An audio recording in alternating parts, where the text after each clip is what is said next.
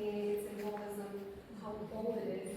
And I also love the fact that even though everybody calls it the clock, that's not the clock. And that's the easiest way to accept current clock keeper. Because if people say, well, this is the clock, and that's the worst I've seen in the city, he always says, well, this is the clock, and everything else are just statues and ornaments decorating the clock. The clock dates back to the early 1400s, precisely October the 9th, 1410. This is when the clock was completed, and it was built so well that its master builder was paid enough to bought himself a house in the square. The councillors wanted to keep him close so he could maintain the clock on a regular basis. But because this is so ordinary story, it's a story of a person who was entrusted with a job he delivered and was paid well and then already acknowledged during his life. The story indeed lost over the course of just 100 years. Somehow it was not in the archives or it was not archived well in this. However, in the early 1500s, a legend was introduced. A story that has the clockmaker little bit later, not early morning, but late 1400s.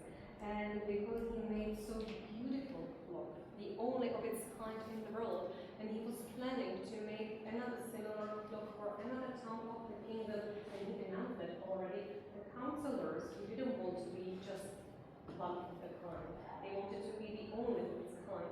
They decided to prevent him from the clock's completion by blinding him, and they had his eyes burned out, meaning he didn't die. He didn't bleed to death. They sealed off the wounds. They died and infected it in a way. However, he was aging way too fast, and he was just hoping to get his revenge.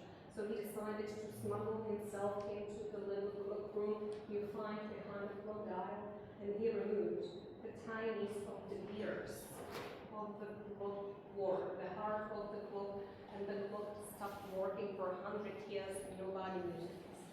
That's a brilliant story. And only in 1963, when they discovered private archives outside the city, somebody died, and his children were sent with the archive, and discovered a copy of a document proving how old the clock truly is, and that the clockmaker was never blind. That it was just a misinterpretation of old legends, let's say seasoned with German histories and legends as well. The clock, the famous clock, is as old as this room. Have a look around you.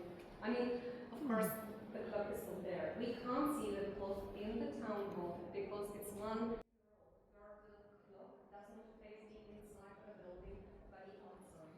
That's why everybody can see it. But most of astronomical clocks typically faces interiors, not our craft astronomical.